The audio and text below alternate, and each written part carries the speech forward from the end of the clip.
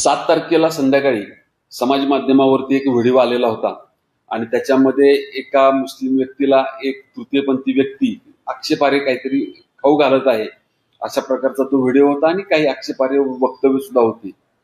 त्यानंतर त्या व्हिडिओची शहानिशा करताना आमच्या असं लक्षात आलं की 6 तारखेला जेव्हा आंबेगाव पोलीस स्टेशनमध्ये एक जनावर वाहतूक करणारा ट्रक पकडलेला होता त्याच वेळची ही घटना आहे. आणि आम्ही शहानिशा करत असताना असं लक्षात आलं की त्या क्लीनर जो होता त्याला या व्यक्तीने मारहाण केलेली आहे. त्यानंतर या सगळ्या गोष्टींची खातरजमा करून आम्ही पोलिसातर्फेच एक फिर्याद दिलेली आहे आणि त्याच्यामध्ये 4 व्यक्तींच्या विरोधामध्ये गुन्हा सुद्धा दाखल केलेला आहे. त्यामध्ये 2 व्यक्तींना आम्ही अटक केलेली आहे, बिपाशा आणि हेमंत गायकवाड.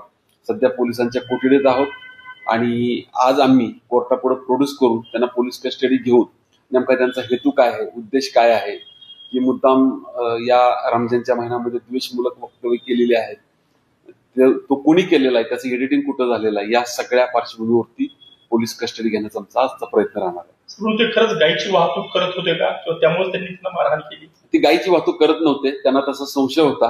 त्यानंतर आम्ही ती वाहन तपासलेलं होतं, त्यामध्ये म्हशी होत्या, त्यांच्याकडे सर्व प्रकारचे परवाने होते. त्याची स्टेशन डायरी करून तो वाहन सोडून दिलेलं होतं. हा 2 दिवसानंतर समाज माध्यमावरती व्हिडिओ व्हायरल झालेला आहे.